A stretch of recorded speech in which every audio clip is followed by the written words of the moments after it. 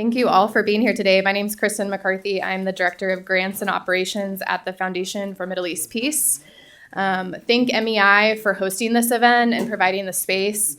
We're glad you came out to be with us for lunch today. We have a great panel lined up for you. I just wanted to introduce our moderator, and then I'll flip it over to him, Dr. Bashar Azeh. He is a Palestinian entrepreneur and political figure. He's a member of the Palestinian National Committee, and he's going to be leading our discussion today. Yeah, thank you so much. I'm happy to be here today, and it's sorry, I'm the one who got everything delayed a bit. I got beaten by a bee, so yeah, so that's a Washington welcoming, I guess. So I'm happy to be here. When Danny called me and said, "Listen, there's going to be a panel if you like to moderate," and I said, "Yeah, who's in the panel?" He said, "Just 3 Israelis." I said, "Yes, I'm going to come and do it."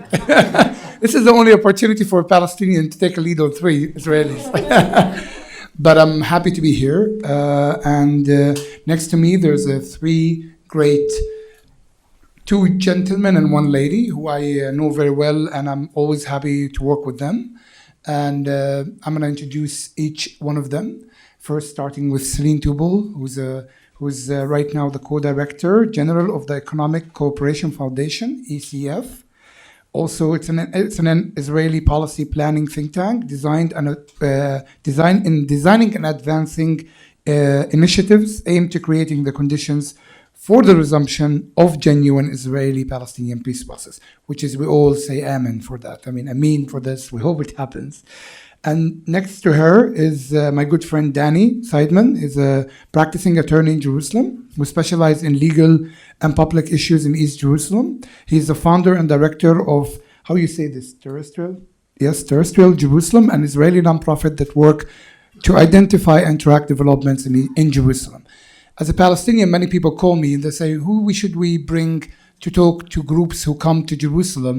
I say, Danny, and they said, he's not Palestinian. I say, no, he is.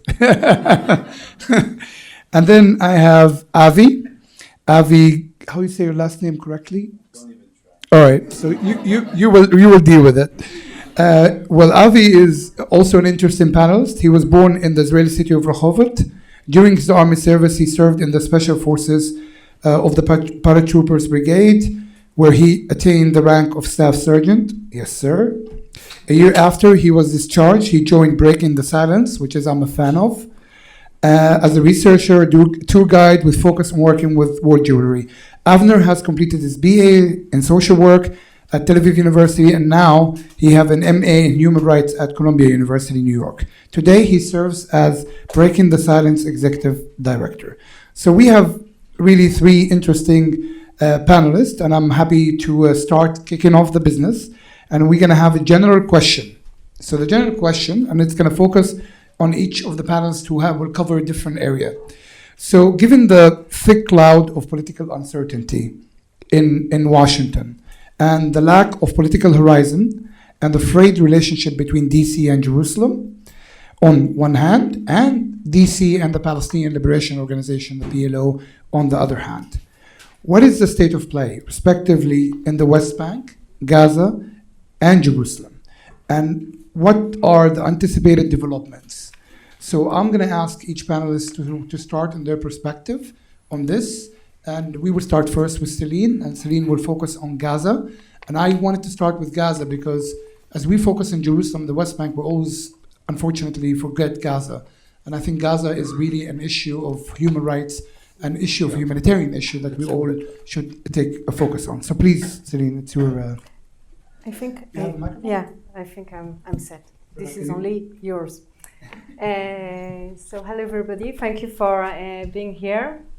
It's a great honor. So first I start, but where?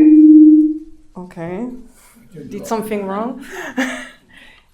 Where we stand now, we have kind of a window of quiet now in Gaza. And I think it seems that it is mostly because we are not the only one waiting for the result of the election and who will form a government in Israel. I think that Hamas is also waiting to see what will be the outcome of this second round of negotiations.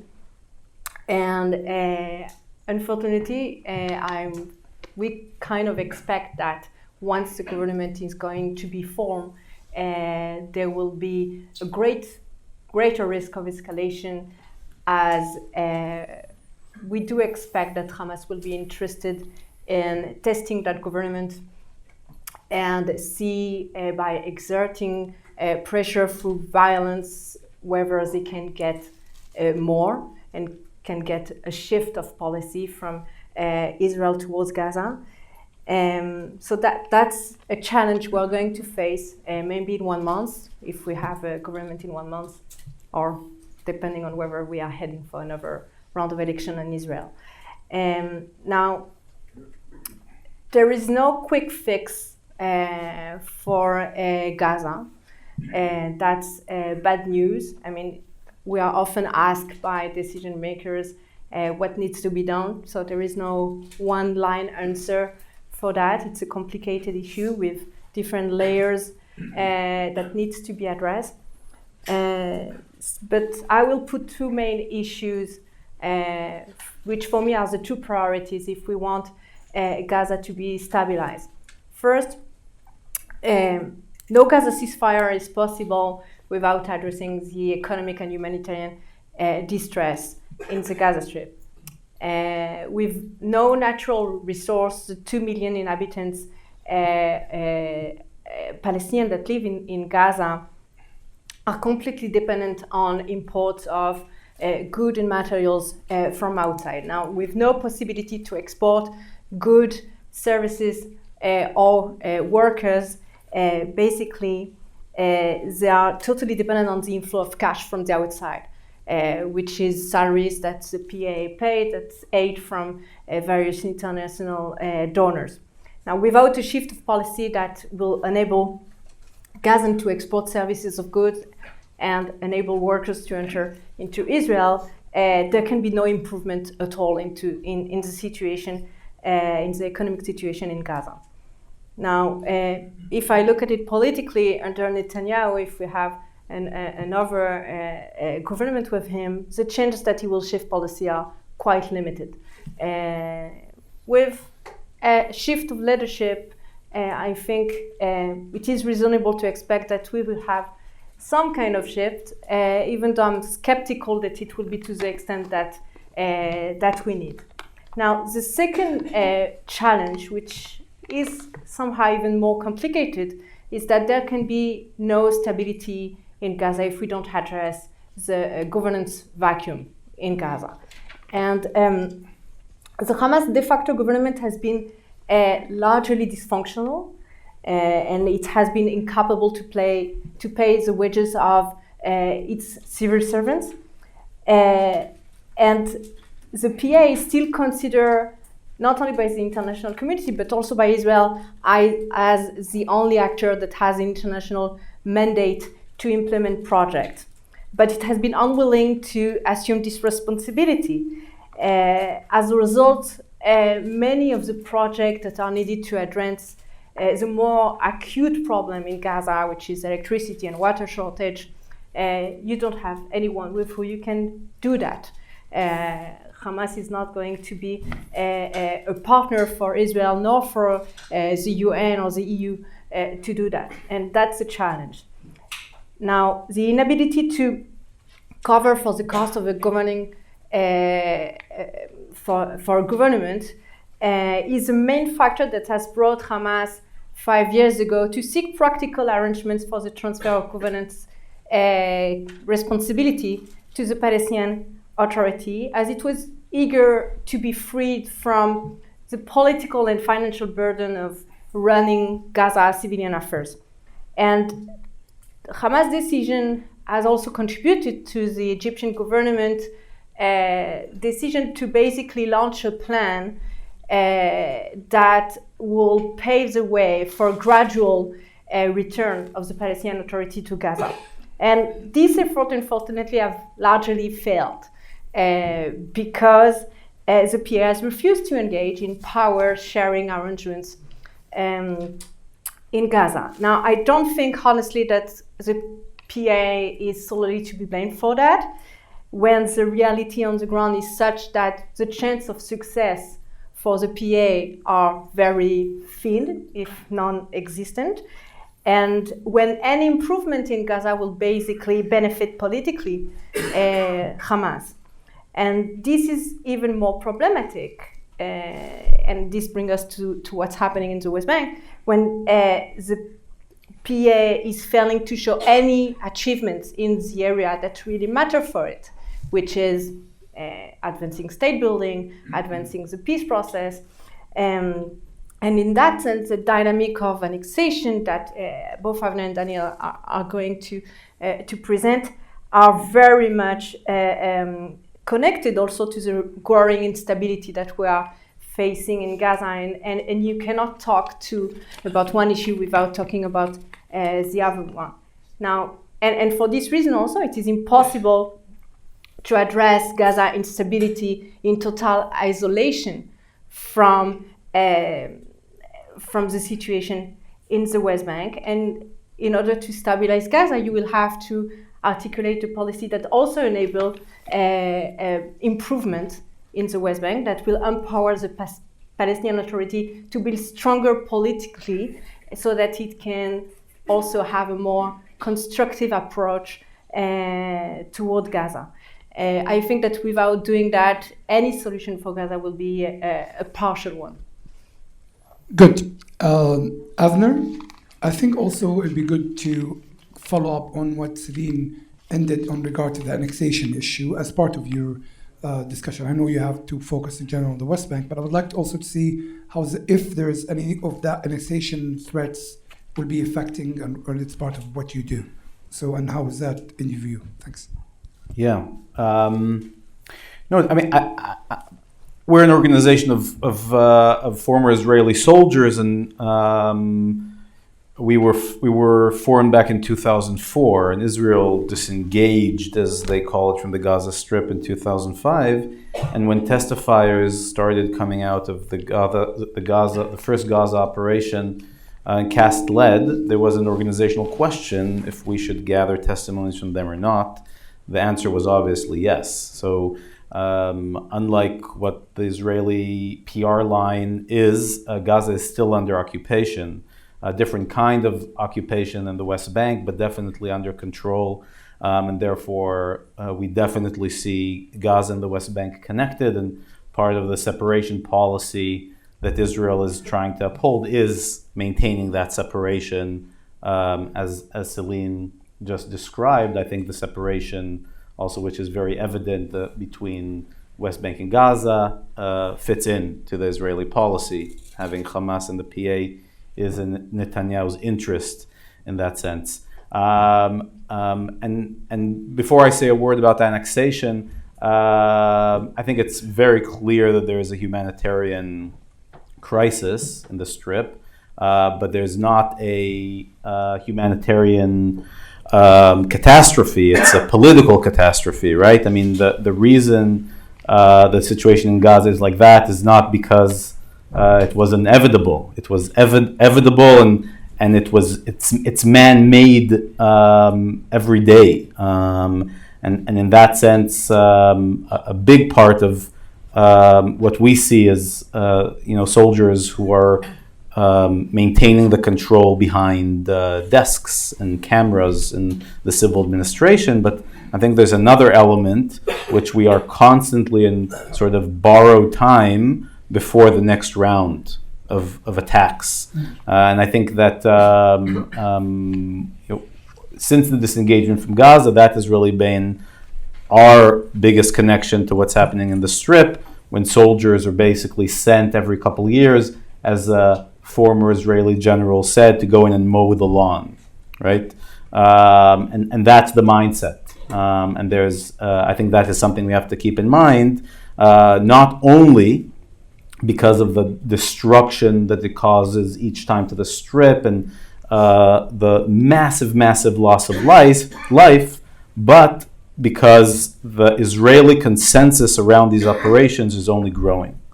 And those are the moments where every power we can build up within the Israeli public that opposes occupation is diminished the moment there's a massive operation, because even what are seen as progressive groups in world Jewry have supported some of the operations. What is seen as progressive political parties in Israel have supported some of the operations. And those are always very challenging moments. Just tying this into annexation, I mean, I would argue that there are sort of two parallel and very important things that are happening, especially coming out of the last election in Israel. I've heard Danny say this, and I agree. I think we did skip a bullet when Netanyahu didn't win by a landslide. But it doesn't mean that we could sort of say, okay, everything is fine. I would say the opposite is true, because one of the things that happened, and I think we have to be aware of this, is that the idea of annexation and de jure apartheid has entered the political stream of Israel in a very big way. This has always sort of been the plan, and this has always been on the table, but the sitting prime minister calling for annexation is dramatic. And I think it would be hard to argue that for many years we're basically living in a one-state reality. But this one-state reality has two separate regimes, right? A military dictatorship, West Bank and Gaza, and a very flawed democracy in Israel proper. The process we've been seeing for a decade, not only, Netanyahu couldn't say this out of the blue. There's been a long process of institutionalizing annexation and normalizing annexation within the Israeli public, has now moved, or we're seeing a very active move from one state, two regimes to one state, one regime. Some could argue, well, this has already been the case for many, many years. Nothing is new here. I think it is dramatic, because there is a difference when someone pees in the pool or pees off the diving board. And it's mostly relevant for people outside the pool, right? For people outside looking in, because the unmasking process is significant. And part of the ways it is significant is with this move to annexation, to move to a one state, one regime, we have to fundamentally change what is happening within the flawed Israeli democracy. Right? And this is why moving towards annexation couples with it the destruction of what is left of the liberal elements within the Israeli public.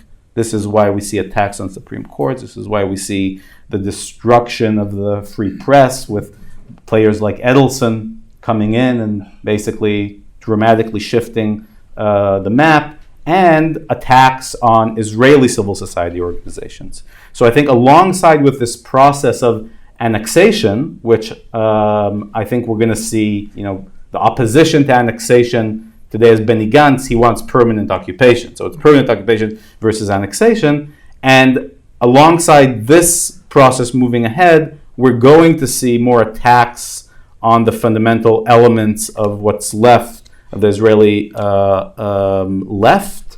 And I think that I'll just end by saying that for us in the anti-occupation camp, mostly the Israeli organizations, seeing these attacks on us and sort of limiting our space, we felt very uncomfortable talking about this publicly.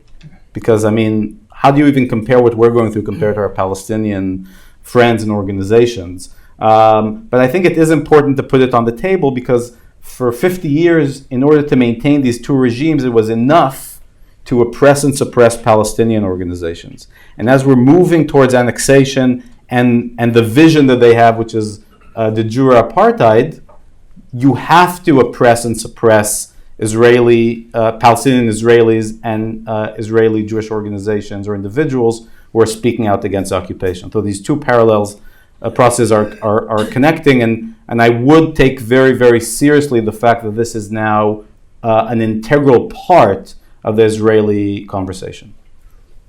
Thank you. Hello? Okay, I'm loud enough. Oh, here you go. So we're going to move to Danny. And Danny just wanted to ask you, as part of your presentation, because East Jerusalem in the Israeli perspective is already annexed. there's no annexation to happen.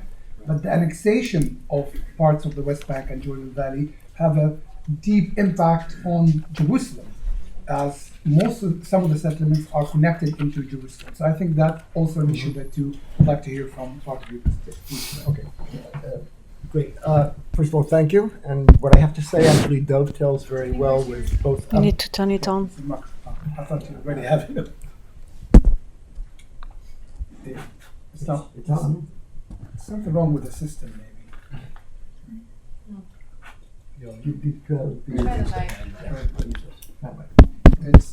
It's not. Hello? Yeah. Okay. The answer about anticipated developments that I give today is quite different than what I would have done 2 months ago. My concerns regarding the Israeli election were very specific. We were, and in some ways still are, in one of the most dangerous periods in Israeli history, because there is very little that Netanyahu will not do in order to remain prime minister under indictment.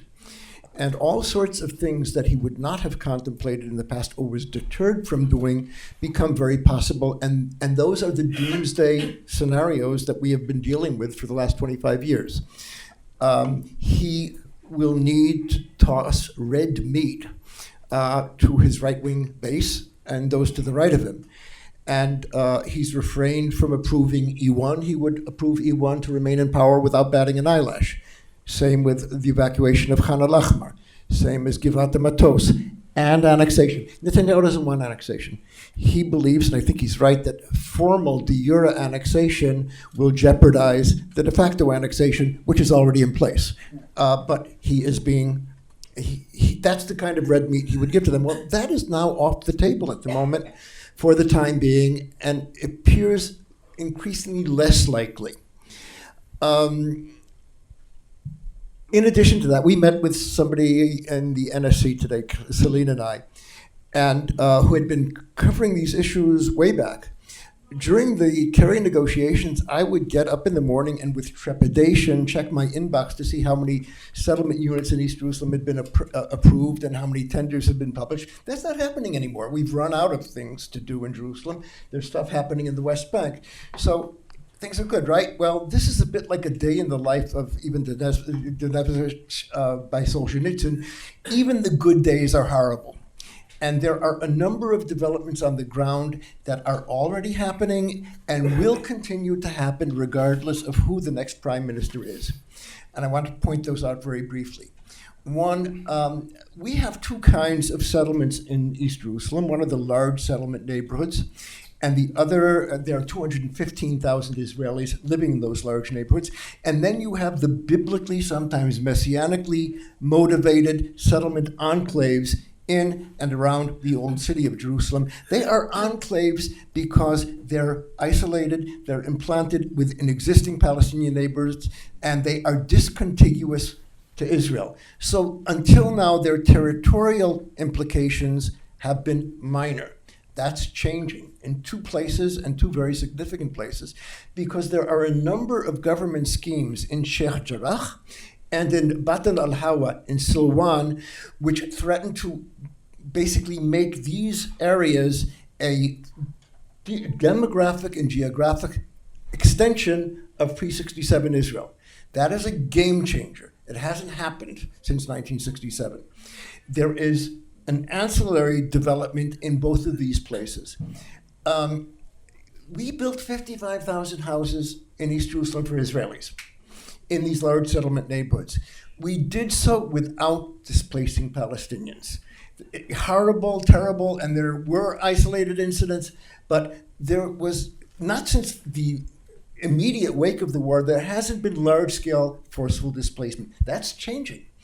In Sheikh Jarrah, there have been 20 cases opened, eviction proceedings directly by the government of Israel to be turned over to the settlers, threatening to displace up to 1,000 souls in Sheikh Jarrah by means of the proxy of the settler organizations. This is being done in Batan al-Hawa too. It means that we are engaging in policies that we would not have dreamt of doing before. forceful displacement of a civilian population under occupation is a war crime. And we're on the cusp of that war crime taking place again. Third example, element, is something that baffles me, and maybe some of you can help me on it. Since last May, there have been nightly incursions by the Israeli police into Issawiya, mass arrests. Now, this has happened before in isolation as a response to protests and disturbances. There were no protests and disturbances in Issawiya. They were created by the police. And we actually have heard recordings of the police commander saying, let's stir up trouble here. Issawiya has been singled out. There have been close to 400 arrests, 10 indictments, but 400 arrests. Bizarre. Both of these things, you, Avner, mentioned that you have occupation in the West Bank moving into annexation and a flawed democracy in Israel. What we're witnessing in these two developments is a morphing of the nature of occupation in East Jerusalem. East Jerusalem is not a flawed democracy. East Jerusalem is not a democracy. Until now, it has been a colonial occupation, which is now morphing into the kind of military occupation which you are dealing with on a daily basis. The final element of this is particularly troubling, and I think not receiving the attention that it deserves. What we're witnessing in Jerusalem is the ascendancy of faith communities that weaponize religion. And I want to focus specifically on it. What do I mean by weaponizing religion? Claims to the city are absolute, exclusionary, it's mine, it's not yours, and with a healthy dose of humiliation and denigrating the equities of others. Among Israelis, it is the biblically motivated settlers who are trying to transform the area around the old city in some kind of renewed biblical realm. Among, it's also the Temple Mount movement, and I'll come back to that in a moment. Among Muslims, it is the various iterations of the Brotherhood who are on the ascendancy in Haram al-Sharif, and they aspire to religious conflict for their own reasons. And then there are the end of days evangelicals who make the Brotherhood and the settlers look tame. There was a curious situation where when Vice President Pence came to visit Jerusalem, and he has the highest Christian profile in the United States since William Jennings Bryan, not one Christian was willing to take a meeting with him, which is really quite remarkable. I can think of no two individuals on the planet who fit the description a person of faith less than Trump and Netanyahu. Pious they are not. But in Washington, policy is driven by dispensationalist evangelicals, and in Jerusalem, it's driven by the biblically and messianically devoted settlers. So they are not only on the ascendancy, but they are in the driver's seat. They drive policy. And this is unprecedented, and it contains the seeds, more than the seeds, a morphing of a national political conflict, which has been influenced by religion which ultimately can be resolved into a zero-sum combination of holy war, jihad, melchemet mitzvah, Armageddon, second coming, hopefully in that order, and then we can all pack our bags and go home. Nowhere is this more the case than on the Temple Mount Haram al-Sharif, where there is a serious erosion of the status quo. What was once a safe space for the only safe space in Jerusalem for Palestinians is increasingly being threatened by a more aggressive presence of the Temple Mount movement. If this trajectory continues, I am very fearful that at some point an outbreak of violence is almost inevitable. In the past, Netanyahu would rein in some of the pyromaniacs in his midst. He's not doing that anymore.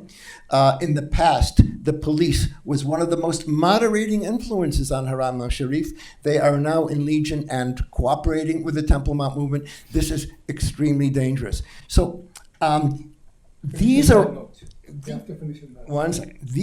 these are part of the DNA of occupation. They will survive into any government, regardless of who is prime minister. They happen under their own steam today. In order for these to stop, there has to be active engagement from a prime minister to stop them.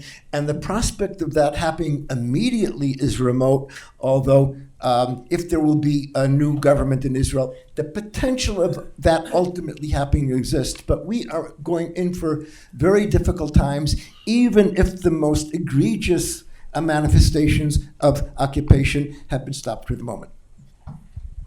Thank you, Danny. I knew you're going to be the one going to have a hard time to finish on time. But it's an important. But I want to go back to Selena. This is going to be a shorter presentation, just to give in a couple minutes. I just wanted to mention Gaza is a playground for many regional and international players. It goes from Qatar to Turkey to the Israelis to the Palestinian leadership to the Egyptians so I mean it's not really to the Emiratis. So it's really a mess in the sense of players who play there. Just wanted to point out that the Palestinian Authority pays half of its budget monthly to Gaza. The budget of the Palestinian Authority is $220 million a month. They pay $96 to $100 million monthly to the employees of the PA, to electricity and water. Many people don't know that, but half of the taxpayer money in the West Bank is being paid to Gaza, while there's no collection of tax money in Gaza. So with all these players, which is a mess, what do you see that avenues to move forward on both on Israel and on the Palestinian level that could at least work on ending this humanitarian situation that exists in Gaza? Thanks. I have. Well, I agree that there are that part of the problem that we're dealing with is that there are several layers of conflicting interest that are perceived by those involved as zero-sum game, and Qatar is involved mostly because it wants to be seen as an important player in the region, and it wants also to enhance the role of the Muslim Brotherhood in the region, and Hamas is a partner to that end. Now, part of the problem is that the Palestinian Authority, which is critical if not only because we want to achieve the two-state solution, but also because we need an address in Gaza that is a legitimate one. And one of the main problems that we are dealing with is that Israel policy has been filled with contradiction. It does not want to give legitimacy to Hamas, but it does authorize the transfer of suitcases of cash to the organization, and it does not do one single thing to actually try to empowering a moderate leadership that could gradually play a role in Gaza. Another contradiction is that Israel does understand that for stability you cannot rely only on military power. You need to address the distress of the population, but it does not indicate any readiness to shift its policy in that regard. So the problem is that there is no current approach. I think that the only current approach on the table is the Egyptian one, that understand that you cannot just bring down Hamas from day one and then to put someone in its place, that it has to be a gradual process, that you will take into account as the interest of the various players while you do so. But unfortunately, they've been quite alone so far in doing that, and they have not received the necessary support, nor from Israel, nor from the US administration, and that's why we are where we are. Just, I missed one player, Iran.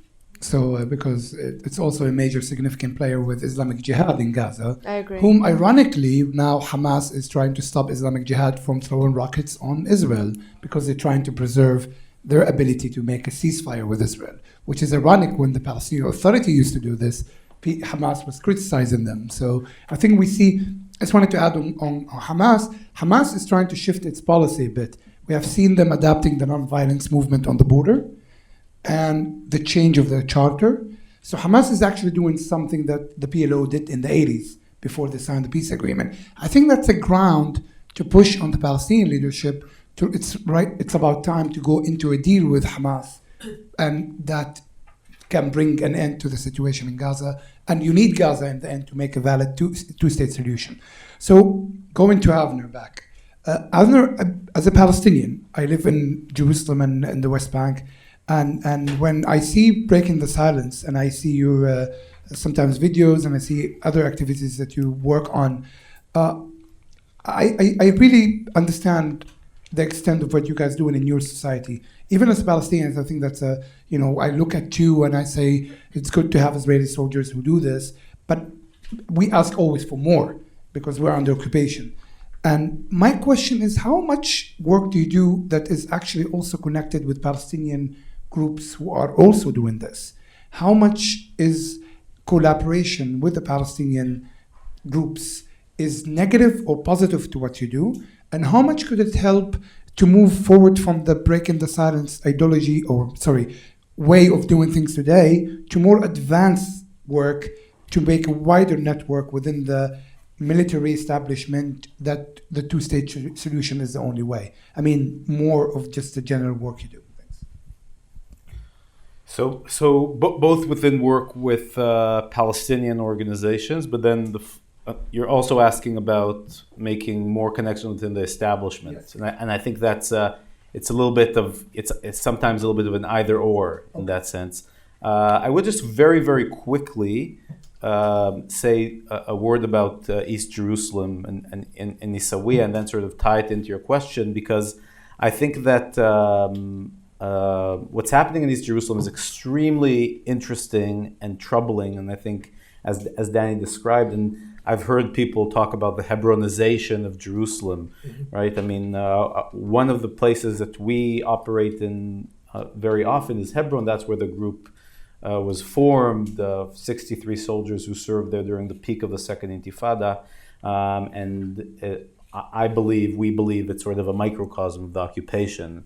And in a few hours in the city, you can understand the toolbox that we use to maintain the occupation. And I think we're more and more using these tools in East Jerusalem in a very big way. And part of what Danny described is what I did almost every night, is making my presence felt and showing control. Official orders that we received were to disrupt the day-to-day life of the Palestinian population, to instill into the Palestinian the sense that they're being chased. In Hebrew, להחדיר תחושת נרדפות, to instill that feeling. And every Palestinian has to feel that there's an Israeli soldier sitting on his shoulder. Part of the way to do that is to constantly be there. I was a sergeant of a snipers team. What we did is take over homes and use them as military posts, right? So sort of what your Third Amendment is trying to prevent, right? And I think that's important to understand, because this is becoming more and more of a tool. And I think that Issawiya is extremely interesting, because what I hear is the isolation of Issawiya from other parts of Jerusalem. So there's this like Bantustanization process and a lot of pressure within. And I think that's very, very similar to what we see the Palestinian communities living in Area C. It's very similar to what we see Palestinians living in H2 in Hebron, sort of making it also almost impossible to resist. And sort of tying it into your question, I think that our mission is to put forward the words, the actions, the missions that Israeli soldiers are carried out or ordered to do. We don't have testimonies from high-ranking generals or from members of the Secret Service. Could be interesting, but that's not really who comes to us. It's really the soldiers with the boots on the ground. We have partnerships with Palestinians, I think some pretty brave partnerships. The partnerships are not about building necessarily a joint strategy, and we recognize each other's difficulties, but one of our close and long partner was just in DC this week, Isa Amro, who from Hebron, who started a center in Hebron, one of the most difficult neighborhoods, I would say, in one of the most difficult cities. And amongst a lot of pressure, he has not only continued to work with us, but opened up the center for groups of Israelis who come to hear, sometimes for the first time, from Palestinians. Similar kind of process and relationship has been forged in the South Hebron Hills with Palestinians there, when this is a very, I think, important, powerful relationship. But our relationship is built on the idea that obviously it's not coexistence. I'm privileged coming in. There's a bubble around me, protecting me, allowing me to maintain my rights as an Israeli citizen, but it's co-resistance. And we are there with them fighting against the occupation. It's not meeting only, this is fine, to meet in beautiful buildings in DC, but it's making sure that we have sort of the opportunity to work together. And I would say, last thing I promise, that it's that you can see change, which is significant on the ground, specifically in places like Area C and the South Hebron Hills, and I think that is key. And there's more to do on that. Good, Danny. Back to you. I just want to say, as a Jerusalemite, I see myself also forced out of the city by containing the neighborhoods. The contiguity of the neighborhoods. Even economically, it's not viable, because I feel as a businessman in East Jerusalem that you cannot connect between the neighborhoods anymore easily. So the driving force of the settlements is becoming a driving force of the settlements as a driving force for Palestinians to leave the city. And I just wanted you to, as part of your next few minutes, to also tackle on the life of the Palestinians who are facing with this issue in Jerusalem. Thank you. It's a great question. I think that what we are witnessing is the dovetailing of geopolitical issues and the very basic functioning of Palestinian society on the ground.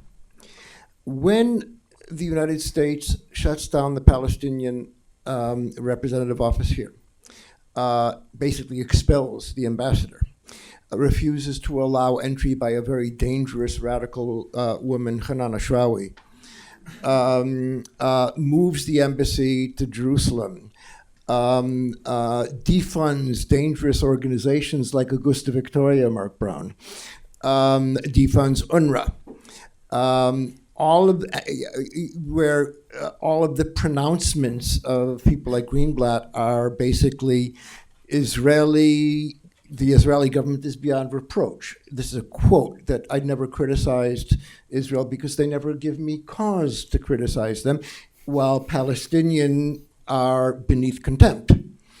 There is a message, and that message is Israeli lives matter, Palestinian lives matter much less, and sometimes they don't matter at all. And that is precisely what we're witnessing in Jerusalem. Sometimes it is aggressive, as it is in Silwan, as it is in Isawiya, and sometimes it's simply Palestinians are not picked up on the radar screen of, their well-being just does not count. Israel arrested more than 10% of all of the Palestinian boys in East Jerusalem between the ages of 12 and 18 in a 2-year period from 2014 and 2016. It's going on, I just stopped counting. They were clashing with the police. Why were they clashing with the police? Because there is a sense, it's an extinguished city. These young kids, and they're from great families, these are not criminal elements, have a sense. They cannot imagine a trajectory whereby they have control over their lives. Right. To be honest, they feel cut off physically from Ramallah by a wall, politically abandoned by the leadership in Ramallah. I have to be blunt about that. The Arab world will promise hundreds of millions of dollars to save Arab Jerusalem. A pittance of that will materialize. Israel, until a few years ago, treated the Palestinians as a barely tolerated minority and now targeted as an enemy. So stratospheric geopolitics, Palestinian lives don't matter, and facts on the ground, Palestinian lives don't matter. And this explains one last thing. The most exhilarating thing that happened in recent years was the victory of young Palestinians in the protests around the metal detectors. They drove this crisis and they won, and the exhilaration was remarkable because there was a sense, we matter. That's a good way to look at it and finish with, because yes, I think the metal detector movement by the East Jerusalemites when it happened around the Haram al-Sharif, I think it's a lesson that Jerusalemites learned from, and the PLO, and I think that's a very important point that you just mentioned. So we're going to open up for questions because we have some time, but with the style I want to do it is I'm going to ask a few people to give their questions, and then we'll open up for the panelists. That way we can try to gather as much as possible. Please be very precise, very short, and go ahead. Who would like to ask a question? So I'll start with the lady back there first. Can you please help us? Others, people, please raise your hand so I will know. 1, 2, 3. You guys did very well. There's no questions. Not many questions. Hi. First, thank you for including Gaza. Can you say your name? My name is Alison Glick. Okay, great. And I'll get out of the way. And also who you'd like to address the question to. I think to Celine and Avner. So yes, thank you for including Gaza, because you're right, it is often either ignored or misrepresented. Although I have to say, I was a little shocked to hear Celine say that Gaza has been quiet of late. And please correct me if I misheard, because I was in that room and then I moved here.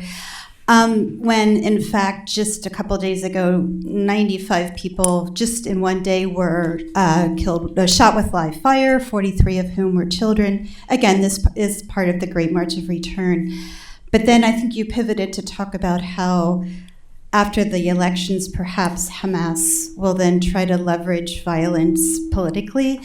Given that the mass majority of violence is actually coming from the Israeli military and the Israeli authorities, could you or Avner talk about the strategic use of violence against Palestinians in Gaza to, in fact, gain political or other types of leverage? Thank you.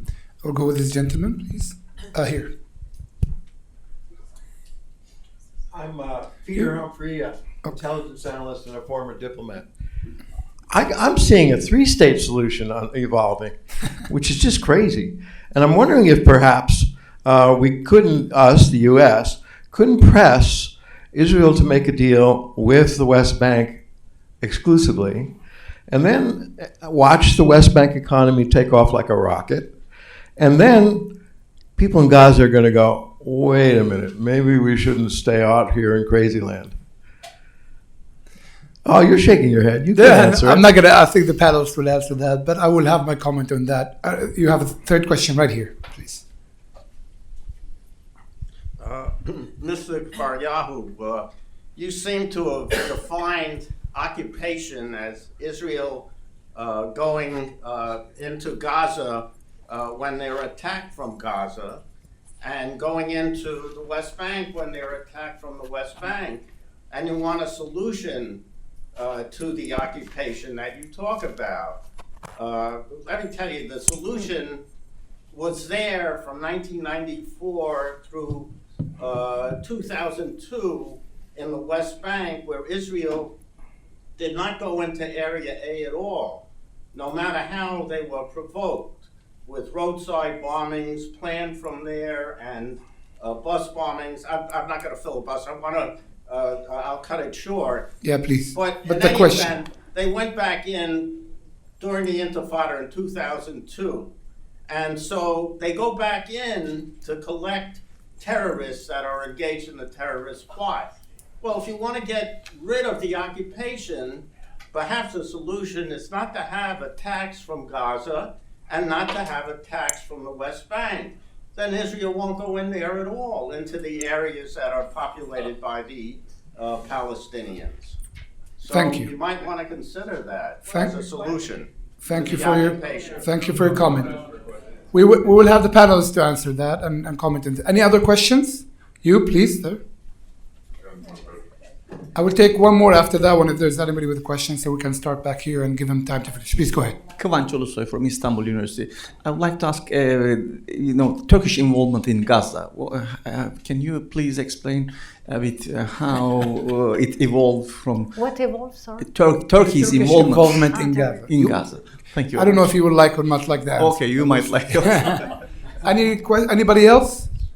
Okay, so we're all done? Good. So let's start with Avner, then Celine, and then we'll finish with Danny. Please, Avner. So I think I'll try to answer question 1 and question 3. Or I think you're referring to the shooting a year and a half ago, the day the movement of the embassy. I mean, those are the only dates that the numbers are that high. Yeah, I mean, there were definitely violence in Gaza almost every Friday, but nothing in those numbers. But still, I mean, Celine could talk about what she meant in the idea of quiet yes, no. The only thing I could add on that is I think a very interesting moment that happened a few months ago, where around what is called the March of Return and the massive use of live ammunition towards Palestinian protesters, not on some people refer to this as the border. This isn't a border, it's a fence, because we control every side of that, of around Gaza. So I think the fence is more accurate.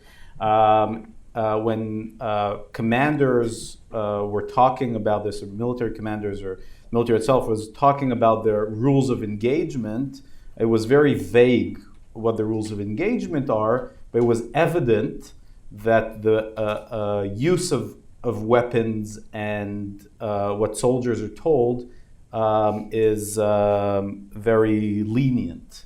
And we published that as a sergeant of a snipers team, and a few other of our members actually published a public letter saying this is not how you disperse a protest. This is not to diminish or to put aside real threats, but I think that's definitely not the point. And videos, the evidence that came out are clear there, and there was actually just a soldier who was just recently was convicted of killing a 14-year-old Palestinian and got a month in prison, right? I mean, but the interesting thing that did happen a few months ago is that the military did come out and said, we actually gave wrong rules of engagement, right? And we told our soldiers to shoot above the knee when we were supposed to tell them to shoot below the knee. Right now, it's pretty amazing that the military will come out and do this, and this is especially after many months of these reoccurring shootings.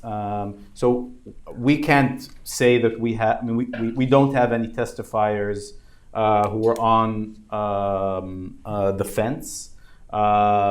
We have been hearing things, and as these things go, eventually there will be soldiers who will come forward.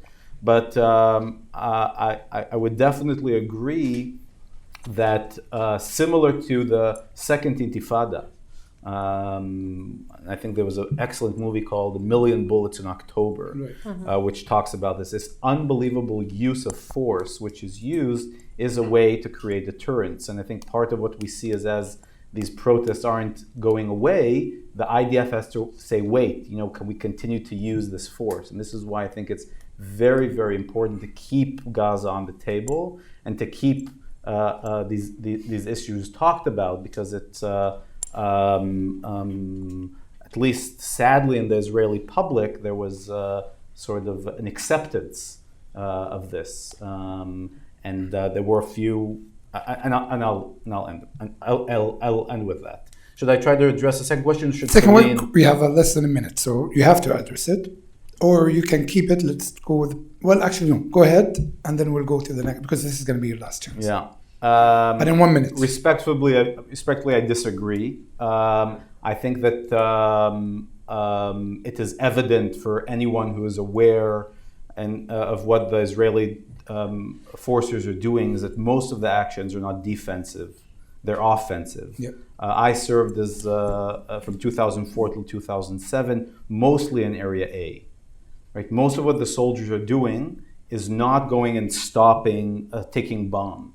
Most of what soldiers are doing is making their presence felt, constantly showing their control. So this notion that we only go in when we have to is just wrong. And I would even say very dangerous, because when you disconnect your arguments from what's happening on the ground, you can create a false feeling as if the only thing the IDF is doing is going to stop the bad guys. But the truth of the matter is, the IDF is actually helping to maintain the occupation and prevent Palestinian independence.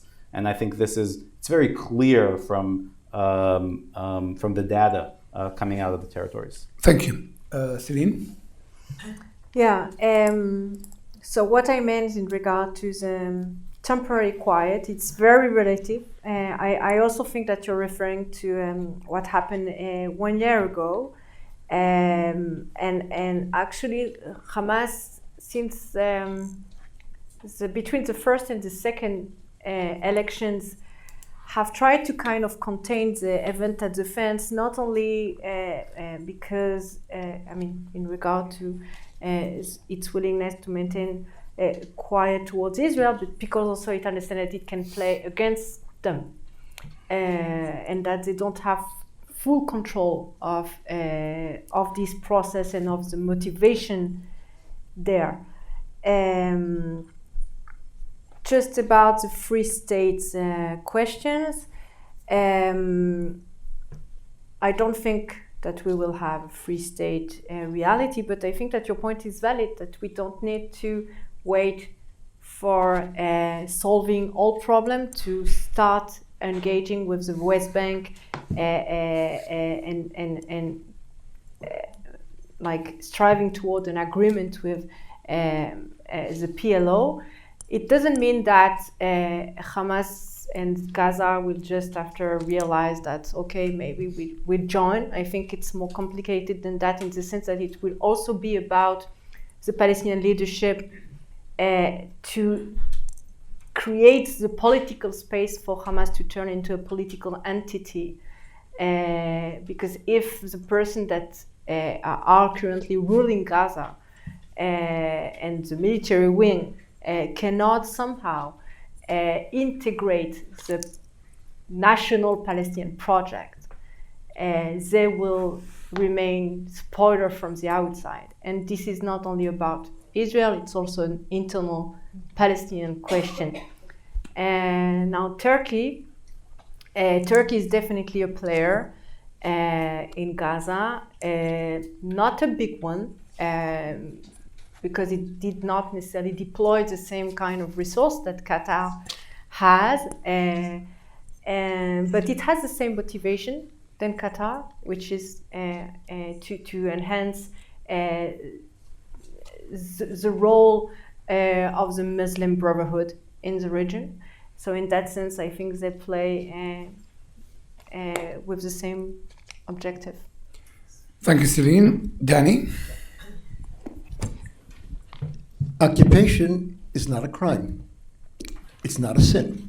Occupation is the natural result of armed conflict, which is geared to govern the behavior of the occupier and the occupied pending the end of occupation and agreement. Occupation is by its very nature temporary. The current Israeli occupation, and nothing displays this better than Jerusalem, is not temporary. It's permanent.